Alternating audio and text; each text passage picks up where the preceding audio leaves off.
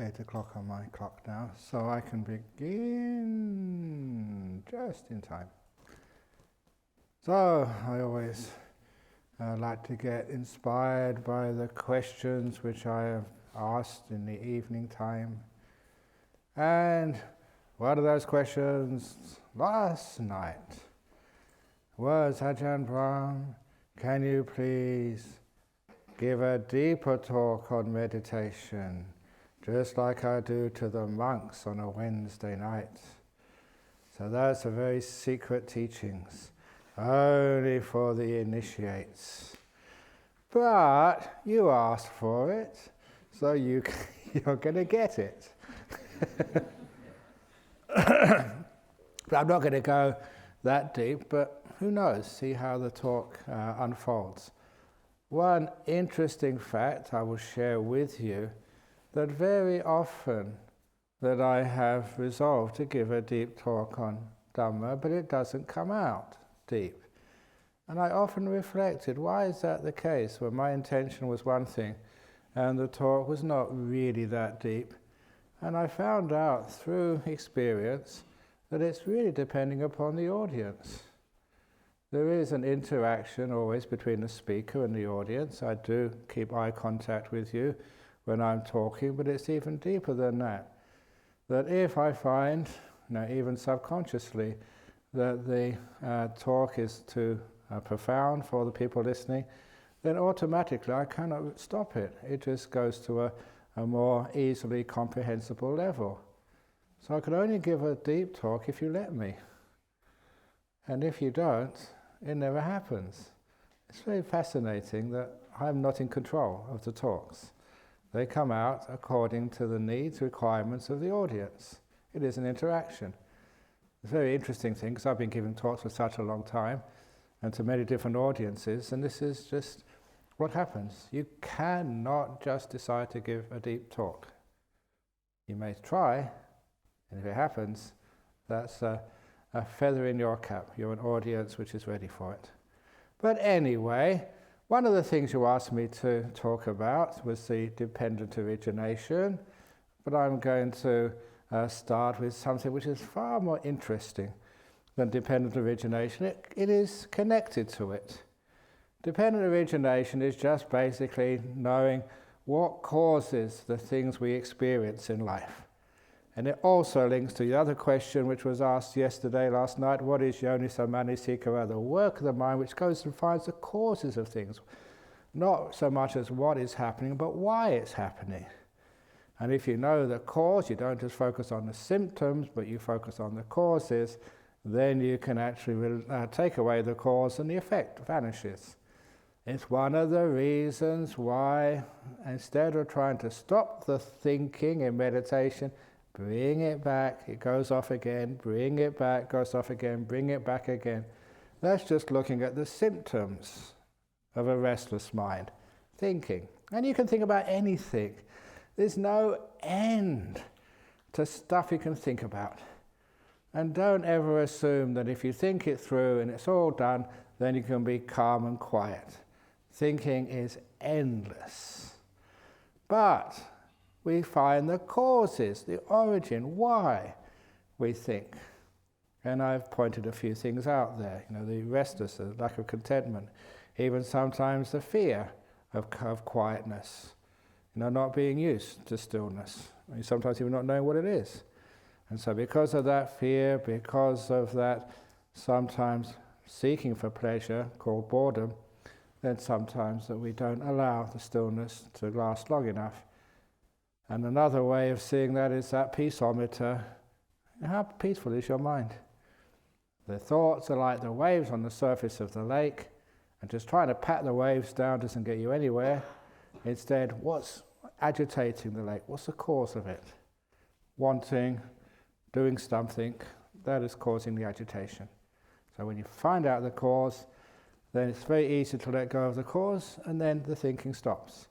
The same which I was saying with jhanas. Don't aim for jhanas, aim for the causes. We put the causes in place, and of course the result happens. And the cause is just letting go, relaxing, not wanting anything in the whole world, just being so happy. Look, you're in Jhana Grove. You get beautiful breakfast and lunch. I apologize for not having any dinner, but this is pretty good. Imagine all the other people today. It's Tuesday. The holiday period's over. They're all having to go to work today. And you don't have to do anything. So just imagine, reflect on how lucky you are. Imagine what it's like going to work, getting stuck in the traffic, just having to dress up in the morning, girls having to put makeup on because that's what you have to do to go to work. It should be like the guys. The guys don't even need to shave these days, so girls, you don't need to shave either. And then when you get there, there's all these emails you have to answer. Your boss demands something done in an impossible time. And it's so difficult all day. And by lunchtime, you're stressed out and you go and find some lunch. There's a big queue at the sandwich bar and it's just so difficult. And you have to go back to work again and people are calling you up to complain. And you have nothing to do today. Oh, what bliss. Anything like jhanas or even a beautiful breath, that's extra, that's gravy. You've already got the main course. Nothing doing. So, when you don't want anything, of course, and you're not expecting anything, you're not demanding anything, then it's so easy to be peaceful. And you're putting the causes in for the deep meditations. But there is another cause which I wanted to talk about, because this is a type of dependent origination which many people, when they're reading through the sutras, think, wow, this is interesting, because it's a cause and effect relationship. And I remember Bhikkhu Bodhi did a little monograph on it. He called it transcendental dependent origination. I don't know why I called it that, just to give it some different name, but it is another causal sequence. A leads to B, leads to C, leads to D, leads to E, which is fascinating because it all starts from the unlikeliest place of suffering as a cause for enlightenment. And so many of you can say, yeah, I'll tick that box, I've done that stage. And what it means, and you can see this, so many people, they come to Buddhism, they come to learn meditation because they've got problems. It's called suffering. And there's so many people, they go on the YouTube channel, not because they're interested in Buddhism, because they're desperate to find some solution to the problems of their life. It could be a marriage breakup, it could be depression, lack of self-esteem, all sorts of stuff, where people first come to the Dhamma because I need some help. And even modern psychology, it's always a response to suffering in life. No one goes to see a psychologist if you're in your right mind. that was newspaper editor Randolph Hearst, died a long time ago. Newspaper owner in California, made his fortune years ago. He said anyone who goes to see a psychiatrist needs their head examined. It was a nice pun, play on words. But the reason they go there is because they're in trouble. And this is one of the problems actually with Buddhism in Thailand now. Because people told me, why do you want to go and see a monk? If you want to go and see a monk, it must mean you have some psychological troubles. And so you go into a monastery and you're already stigmatized as being a little bit mentally unstable.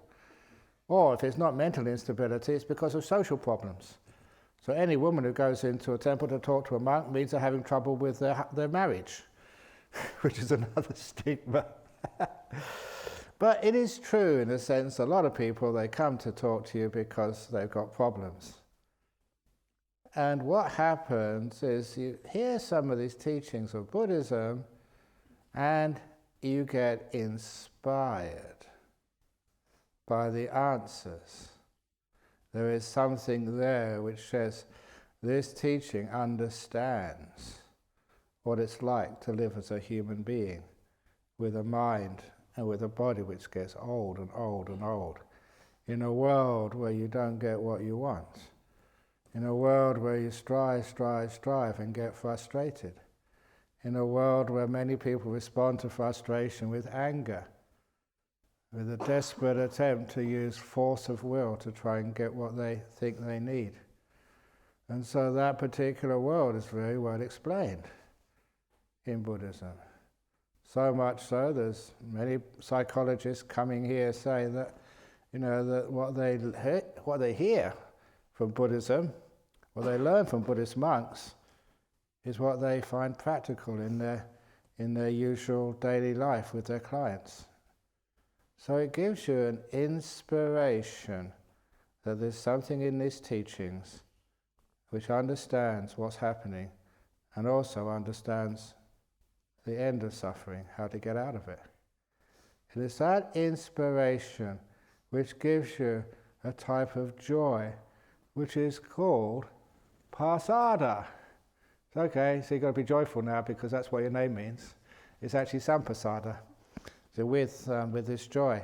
And it's a Pali word which is halfway between, that's actually a combination, not between, a combination of inspiration and this uplift, this energy, this beginnings of joy. You get inspired. And that is just coming from the most unlikeliest of sources, the realizing suffering, but there is a way out. Yay! So that sense of joy and inspiration is an important part of getting success in meditation. It's one of those basic causes. It's very hard to get deep meditation when you're depressed. It's very hard to get deep meditation when you're upset that some selfish, greedy idiot took the last piece of toast. There's no more bread. You're killing your chances of meditation with those negativity, but instead you can use inspiration. Oh, wonderful, they had a piece of toast, and I'm so happy that they had it and I didn't. May you enjoy that piece of toast out of loving kindness, out of mudita, sympathetic joy. I'm so joyful that you got it and I don't need to have it. So you can do that. And that's one of our trainings as monks. And it's basic psychology. You get much more happiness giving a piece of toast to somebody else and eating it yourself. So it's getting some inspiration up. But if you don't have inspiration, then it's so difficult to even to get started in meditation, which is one of the reasons why we give talks, to try and inspire you, uplift you. So after the meditation, after the teaching sessions, sometimes these talks really hit the spot and you get so inspired. It's not really such important that what you actually said, but where it comes from, the inspiration, the uplift, and afterwards you sit down, you just want to meditate, say, wow, this is so great. And you get into amazing meditations when you start with inspiration. And it's my experience every now and again, Ajahn would give incredible talks. And when they really hit the sweet spot, it was so easy to meditate afterwards. You sit there, wow, this is great, this is so easy. It's as if that inspiration, that joy just blew away all of those hindrances. You weren't restless, you weren't negative, you were just, wow, this is great stuff. So inspiration is to be cultivated. Don't have a negative, cynical mind. These Buddhists, they're not real meditators. They don't know what they're really doing. But any cynicism like that, you're taking a beautiful inspiration and you're putting it down. Somebody comes along and they said they've got nimittas, or they've got this, like I read out in the questions, they say, I've got this beautiful nimitta, what do I do next? And you think, yeah, they haven't got nimittas, they're just making it up. And you're always doubting people's success. Because why? Because you haven't got any nimittas at all. That's the only reason why. But if you can celebrate other people's happiness and success, that's called mudita. And that just is free joy. You don't do anything. Other people do the work. They sit for hours. You can see a stupid smile on their face. Yeah, wonderful, great. I'm so happy that you're getting some meditation. Free inspiration. So don't get into Western cynicism or negativity when you've got happiness there for the taking for free. Just within hand's reach, take it and get inspired and then meditate. Or you can create your own inspiration. Your own inspiration is just starting to think about, this beautiful retreat center, where it came from. Think of all the amazing generosity which people did to build this place. And I always like mentioning, because the monk responsible returned from Sydney yesterday. You on this side of the meditation hall, the bamboo flooring which you're sitting on was laid by monks. And the reason was, we were going to have our opening ceremony. And the builder promised it would be finished in time. And I said, are you sure? And they said, are you doubting me? Are you questioning my professionalism? No, sorry. And of course, I knew what would happen. It wasn't finished in time. Most things were, but this floor was a big hole here and just concrete. They couldn't finish in time. So what happened? When the builders went home in the afternoon, that's when the monks came out to work. And the ceremony was starting, 7 o'clock, 9 o'clock in the morning? And those monks were, I think, laying these things. They finished about 4 a.m. They worked through the night, laying the bamboo flooring you're sitting on right now in order to make it ready for the ceremony and the first Easter retreat, which happened as soon as the ceremony was complete. So remember what you're sitting on. These monks here, they don't just sit in there and sleep all day. They don't even sleep all night. They're out there, and what they're doing it for, not for themselves, for you. Now when you feel like that whoa, gets you inspired. Wow, this is amazing stuff.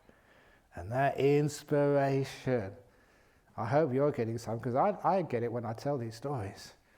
All that other stuff which, happened in the life of these monasteries, just ordaining bhikkhunis. The reason why these people are here. Should we, shouldn't we? Should we, shouldn't we? And all my so-called friends in China were trying anything possible to try and stop it.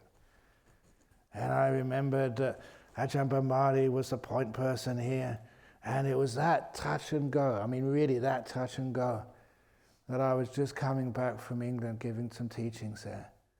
And Ajahn Brahmari met me at the airport. Should we, shouldn't we? Because we're going to do it that night. Straight off the plane. And we discussed it on the way from Perth Airport to here. What do you reckon? Should we? Should we not? Should we? It really was that touch and go. And then, let's do it. Let's go for it. Of course, that happened because you guys are here. So we did it. Who cares? It's the right thing to do. So we did it. Yeah. It's inspirational. Even for me. You just think about that. Wow. We actually did it. And it was not easy. That's inspirational. And I got nothing out of this. Just more headaches. Lots more headaches. Four headaches. I wasn't looking at this. Yes, I was. So those are things which really inspire you. And think about those inspirations, all the stuff which you have done. Lots of you have given so much, to make this thing work. You can't just do these things by yourself. Build monasteries, build retreat centers. Sometimes, you give us the money, and we do the slave labor. But no, we enjoy doing stuff like that. In fact, I love working, but you don't let me. The last time, about a year ago, I was up on the roof, of this complex here, fixing something, just screwing the roof sheets off, and the previous caretaker took photos of me.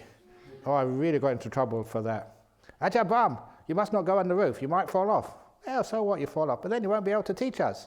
I'll be teaching you the lesson of impermanence. And some of the monks, you know what they said? Ajahn Brahm, you must not go up on the roof. The rafters aren't strong enough.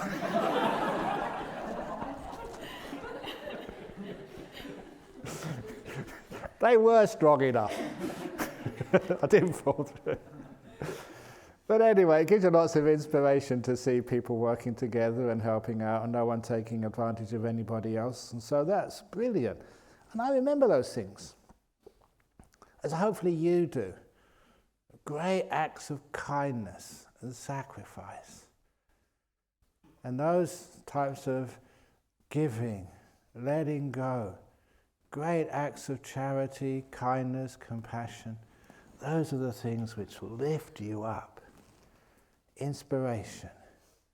Because you see something needs to be done, there's some suffering there, something needs to be fixed up. So you do it. And you get this beautiful inspiration, which is an important part of meditation.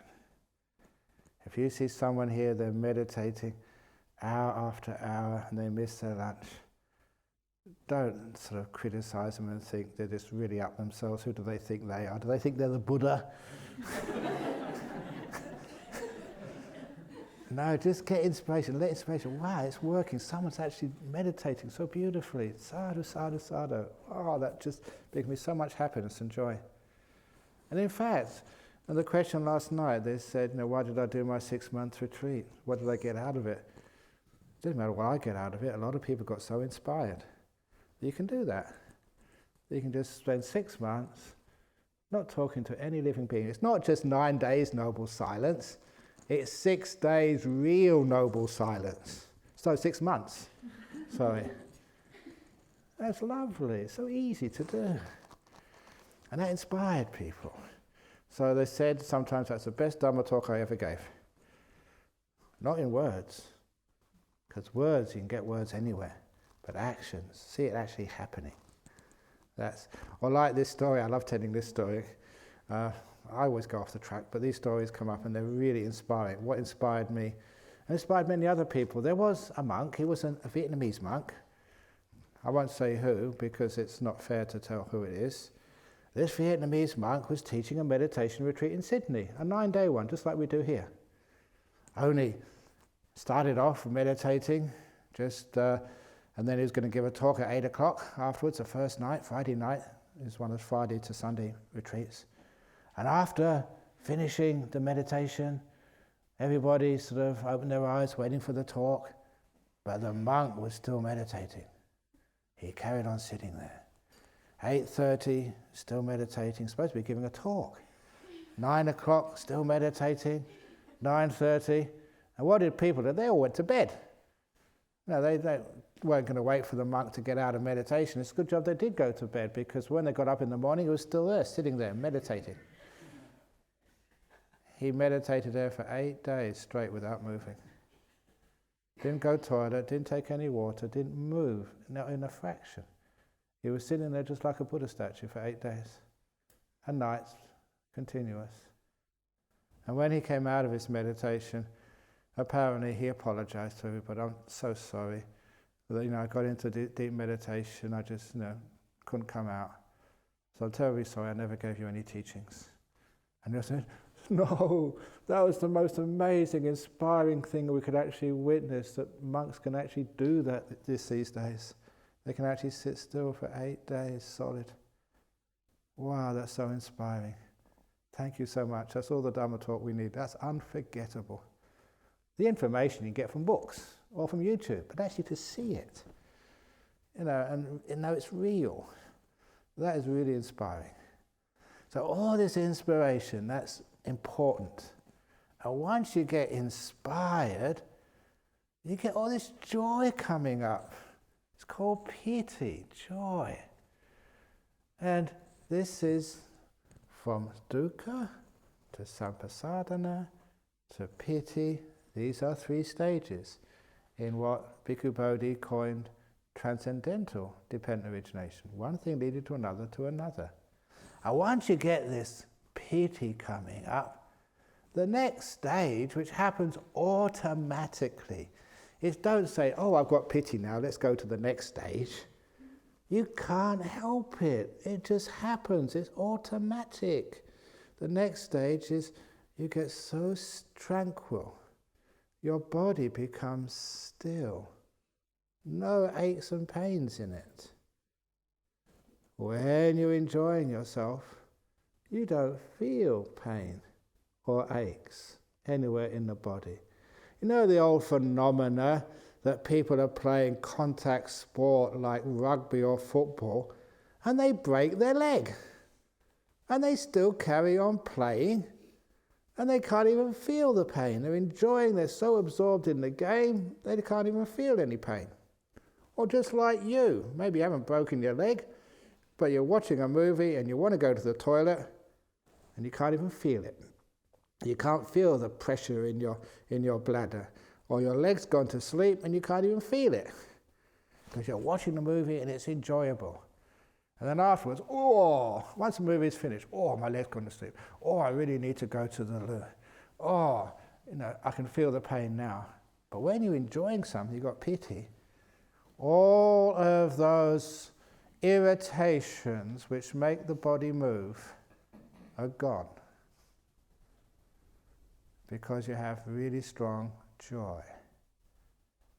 That's one of the reasons why in hospitals, to alleviate pain, there should be much more fun. The doctors should all go into their consultations wearing red noses, just like Patch Adams used to do. Because that joy takes away a lot of pain.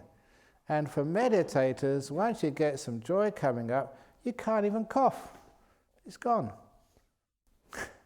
One of my experiences, long time since I said this experience here, I was a student, and this was after Cambridge. I went up to Durham University. The main reason I went to Durham University, because my girlfriend was up there.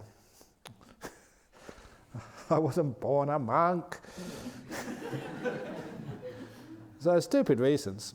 Anyway, I was up there, and it's a really cold part of the world, up in the north of England. And so I got a cold, a really bad flu, and I didn't go to the lectures that morning. I stayed in this house, with supposed to be a lot of other students there. They were all at their lectures. I was the only one in, feeling terrible. The snot coming out of your nose, watering eyes, coughing, and just feeling just that close to death. In fact, sometimes, that if you had a choice, you may have taken it. But anyway, I was feeling so terrible. It's like when you have flu. It's a terrible feeling. No energy and all this. You can't really rest because stuff is coming out of your nose continuously. And it's really gross. And you try and sort of stop, and then you cough. So you know what it's like when you can't go to sleep at night because you're always coughing. And that was what I felt. I felt really terrible. And then somebody was banging on the door of the student house. And go away, get lost. But they couldn't. They kept on ringing the bell or knocking on the door. So in my pajamas, I just struggled, like crawling, staggered to the door. What do you want? And they said, we have a parcel here, a delivery for Mr. Peter Betts. That's my old lane name. So that's me. And what is it? And it was my hi-fi system, which I'd sent up from London. And in those days, that was 1972 or 72, those days, to get music, you just couldn't use an iPhone and press a few buttons. You had to have all this big, heavy equipment. The turntable, which, you had to make sure it was really level and nice and stable. Otherwise, your vinyl records would get destroyed, would scratch. It had a big amplifier, and 2 huge speakers, and you had to put everything together. And first of all, I had to carry it up the stairs, and oh, that was so heavy. But I put it all together and put on my first album. It took about half an hour, and when I listened to my first track of Jimi Hendrix, I was really into Jimi Hendrix when I even had Jimi Hendrix hairstyle and green velvet trousers. And as soon as I listened to that, I wasn't sneezing anymore. I had no cough. I had energy. And that flu never came back. It was weird.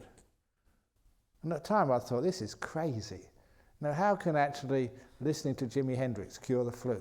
If that was the case, you wouldn't have to have any flu shots, just, get some rock music, or whatever you like. But it wasn't a case of Jimi Hendrix. All it was I was enjoying myself. I hadn't heard some music for a few weeks. And so now I was hearing it, I was really overjoyed. And that pity, that joy, made my body really comfortable, tranquil. It actually stopped the fever. So if you've got, do you want to hear some Jimi Hendrix? You've got a few sneezes there. Just therapeutic, you're not indulging yourself, just, curing your cold. But it told me that when you have that joy, that happiness, your body does become tranquil and healthy. So if you are always restless, you can't get comfortable here, you can't get comfortable there, a lot of time is because you're not enjoying yourself. Get some inspiration, get some joy, and then you find you can sit for hours. And once you have that tranquility of body, you don't have to worry about the body anymore. Just leave it alone. So the biggest distraction, and I say this, the biggest distraction of an itchy nose, a body which is not quite, so you've got to move it this way and that way, scratch your head, scratch your mouth, all that sort of stuff is vanished. Your body can actually disappear, because it still disappear. Now you're really getting happy. Once your body is tranquil, then the mind becomes tranquil. It's kaya passaddhi and citta passaddhi. The tranquility of the mind and the body, all coming from inspiration, leading to joy, leading to tranquility. It's not something you do, you know the causes. And then once the body is still, and I was mentioning this, mindfulness increases, and so does happiness. Your mind becomes really happy. That's delightful breath. In Anapanasati, it's breathing in, breathing out, experiencing piti and sukha. This is so wonderful. Many of you say you experience peace, but is the peace nice? Is it joyful? Because once you start to notice that, it's peaceful, but how does the peace feel? It's actually quite nice. It's actually very nice. Because if you look in the right place, then you'll start to develop the happiness of peace.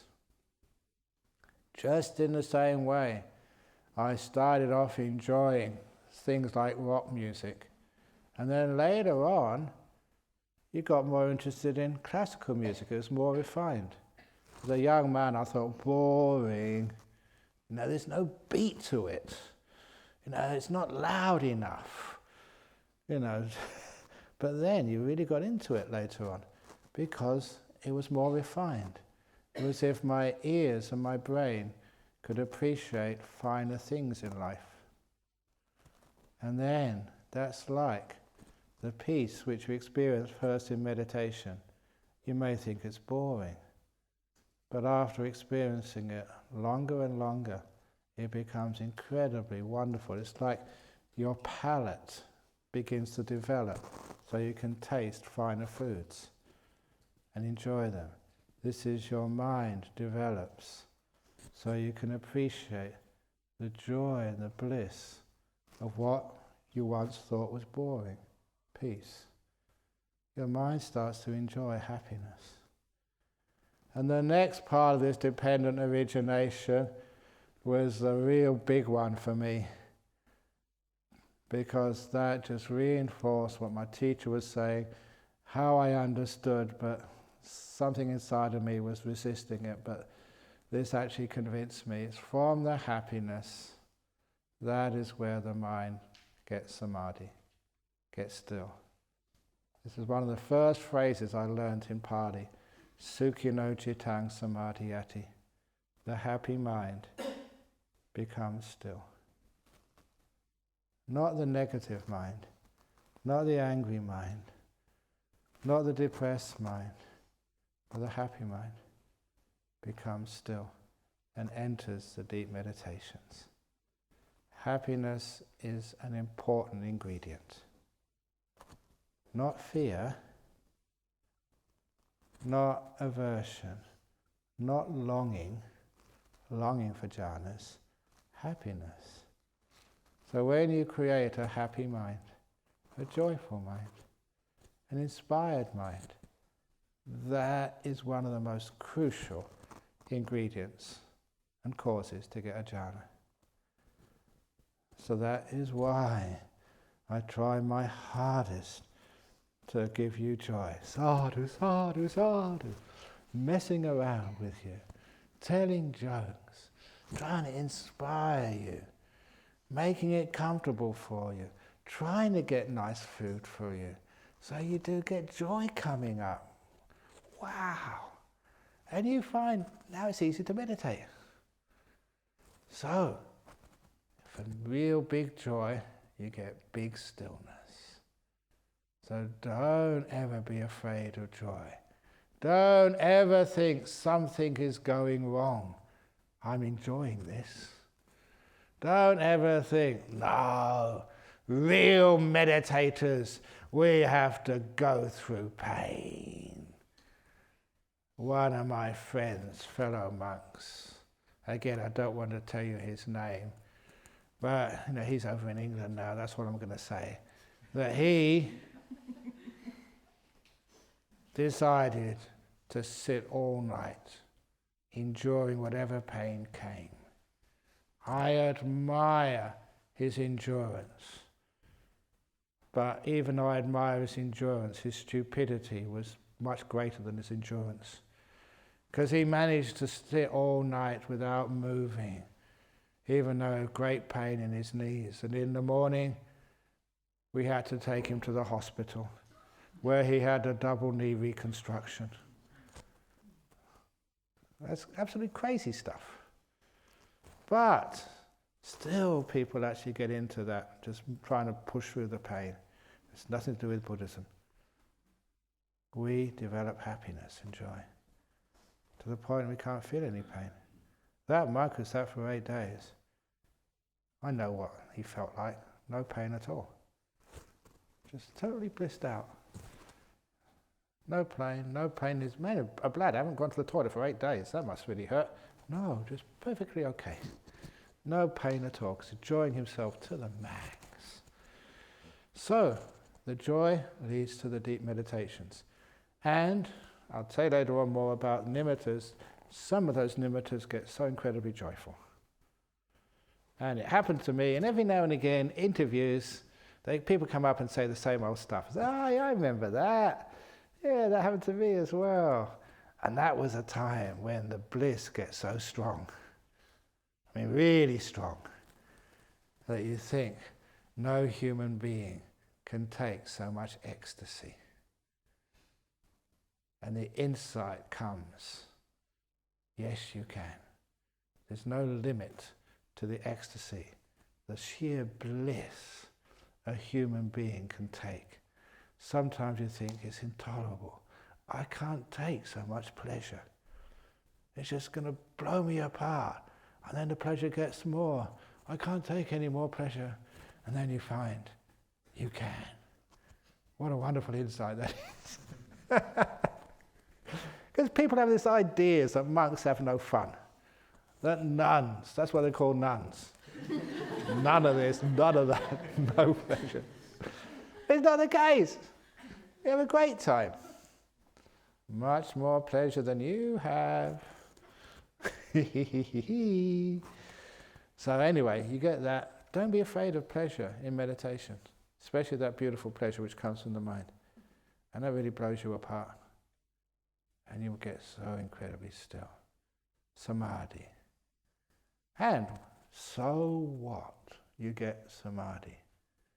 When you get into these deep meditations, what you're experiencing is like you've never seen before. You're getting data which is inaccessible to other people. Number one, in the first jhana, your body is gone. I mean, really gone. You can't hear anything. Someone will go up into your ear. Hey, dear Rupert, time for lunch. You will not hear a thing. They will knock you on the head. Come on, get out. And you won't feel anything. Your five senses are totally shut down.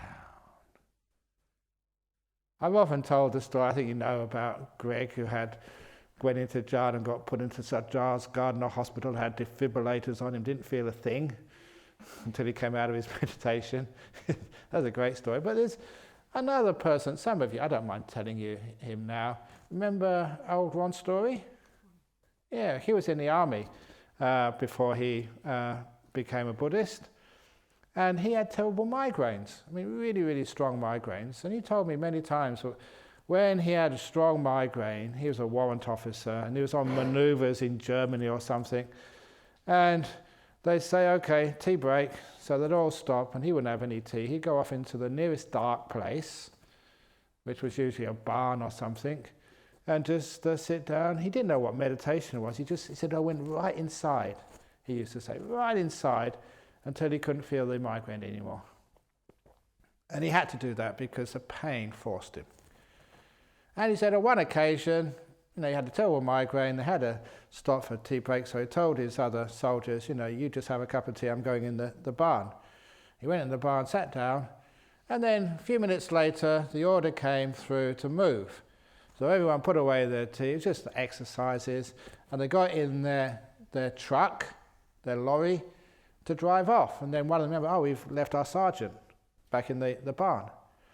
So they went back, and these are soldiers, okay? These aren't sensitive, trained medics.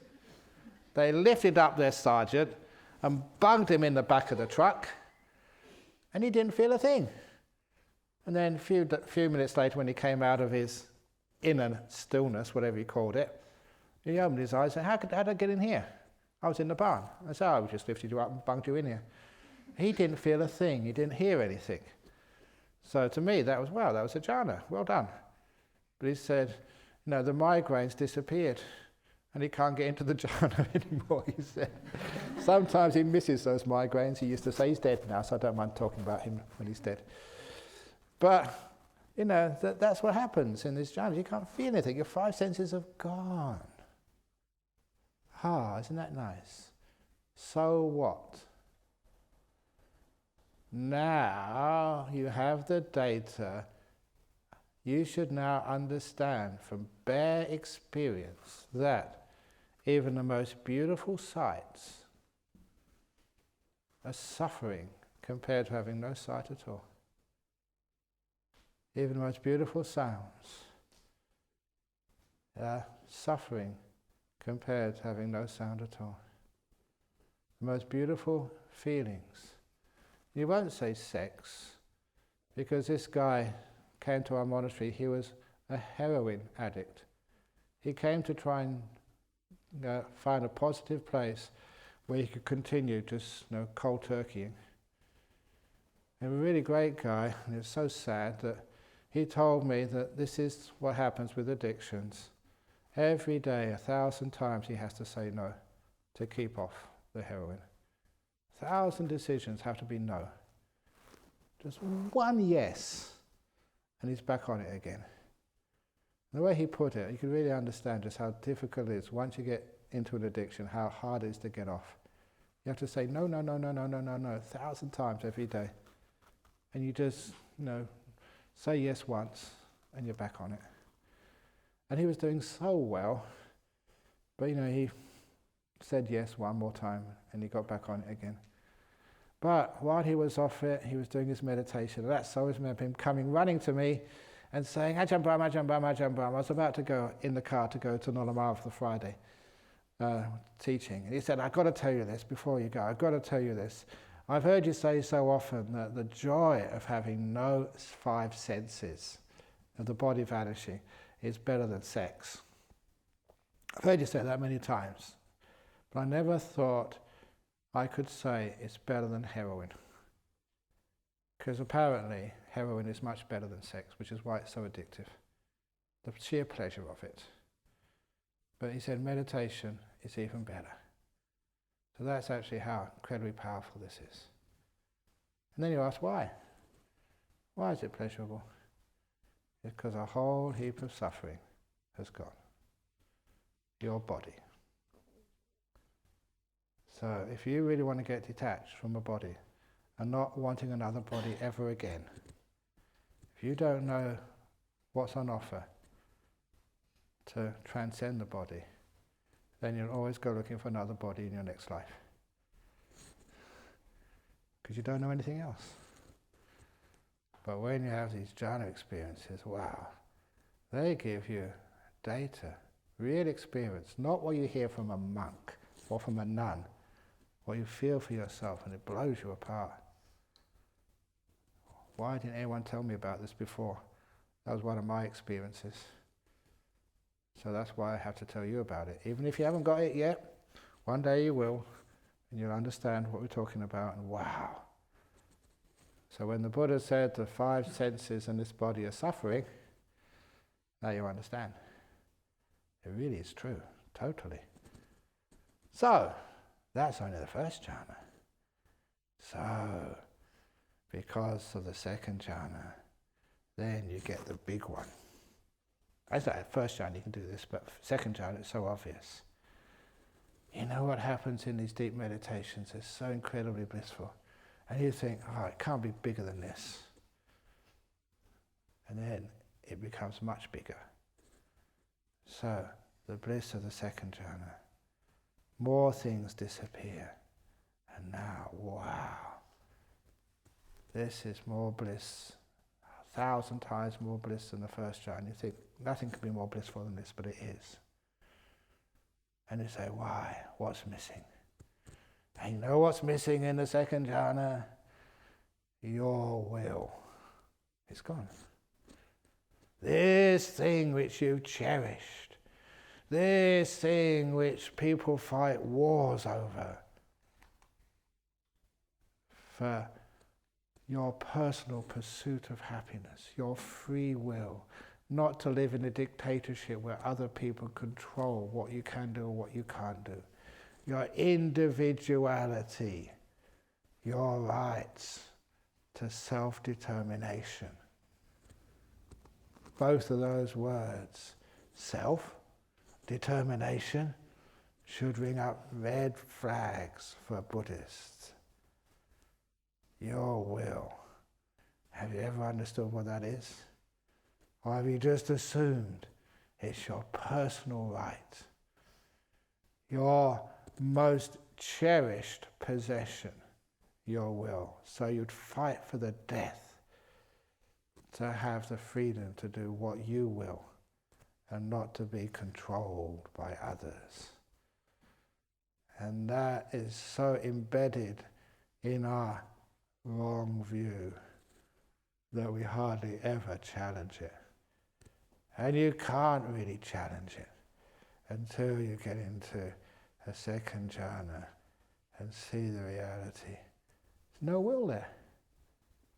You can't do anything. That part of you, which is choice and will, is gone. Not there. Which is one of the reasons why you can stay for a long time. There's nothing to get you out. Nothing to disturb you. It's gone. Ah, what freedom. What joy, what bliss not to have a will. You're crazy, monk. What do you mean?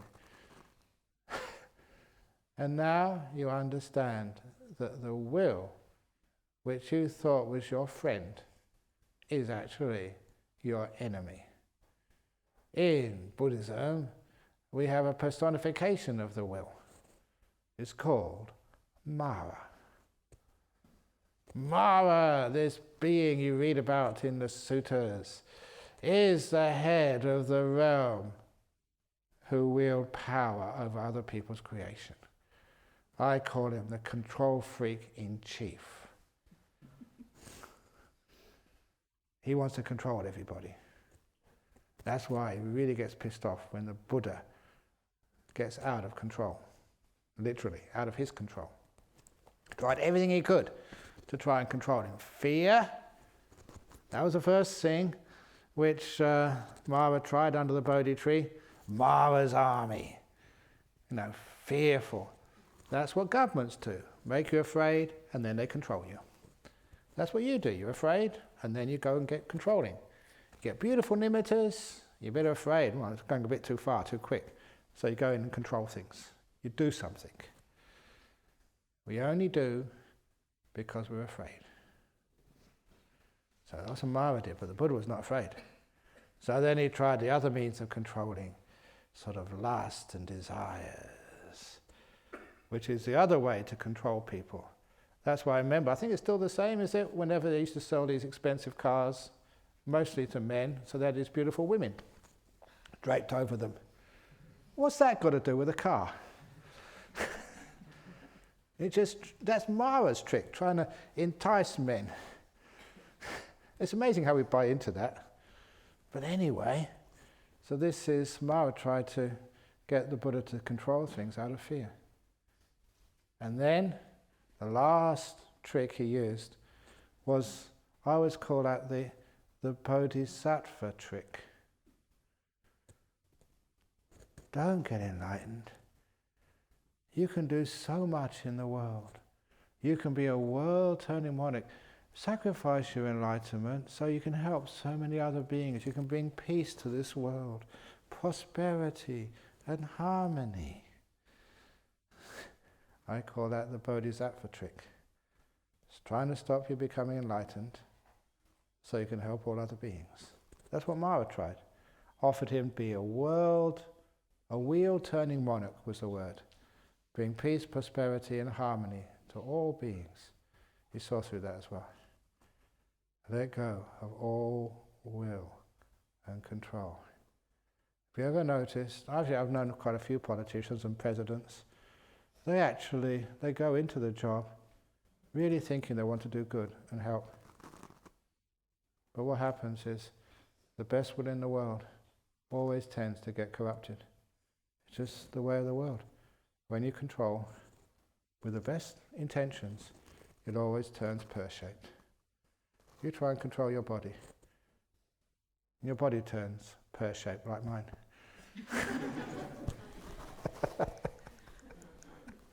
That's another excuse. But this is where in the second jhana that will vanishes. And this is where you learn. This is jnana. This is from samadhi you get jnana. This is real wisdom. Seeing it directly for yourself. Not what you're taught. You can't be taught this. In fact, for most people it makes no sense. They say, that's ridiculous, Ajahn Brahm. They only listen to it because they respect me. But that's what will happen to you. And so the whole reason why you're practicing Buddhism, the Dhamma, is not to try and make your will smart, not to add wisdom and kindness to your will, but to realize the will is a lost cause. Bye-bye, will. It's not mine. It's suffering. It's out of control. Bye-bye, will. I'm not going to bother with you anymore. Let go. Now I hope you understand why the path is not encouraging the will. Because it realizes it's actually your enemy. It's deceived you. It is the house builder. As I said, quoting from the Therigatha, that's the clearest of what that house builder is. It's your will. Once you understand that, you understand why to get into deep meditation, to see what's really happening, you have to sneak past the will, to suppress it, to let it go for long enough to understand what it really is. It's not your friend, it is your enemy. Now that is deep Dharma, and that you cannot understand. If you think you do, you're deluding yourself.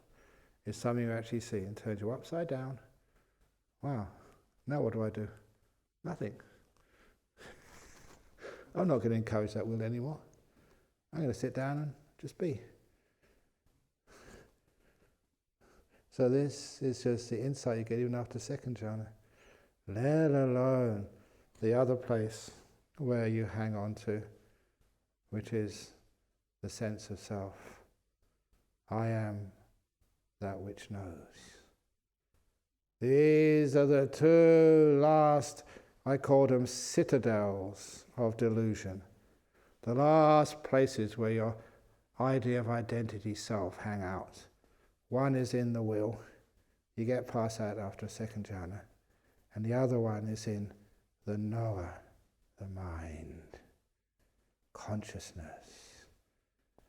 And if you go deep into the jhanas, after the fourth jhana, your mind starts to disintegrate. That's the whole point of the arupas. It starts to unwind. You do literally, lose your mind in the arupas. It wasn't your mind anyway, so you don't say lose your mind, you lose the mind. Mindfulness starts to disappear. That's why they always say the highest place, this is what the Buddha said, the highest, strongest, purest mindfulness is in the fourth jhana. After that, consciousness starts to stop. You realize even that wasn't yours. You own nothing. You are nothing. You are a nobody, Ananda. Nobody. And to finish off with that very wonderful wise quote, which I saw on a t-shirt. Nobody is perfect. I am a nobody. Therefore, I am perfect. So, if you want to be perfect, be a nobody. Sadhu, sadhu, sadhu. Very good. I saw the interview table, so there's actually nobody on it. So I'll go back to my room. Okay, it's full this morning. Okay. Anyway, have a nice morning. Hope you're inspired. And anyway, if you didn't like that talk, you asked for it, so there we go.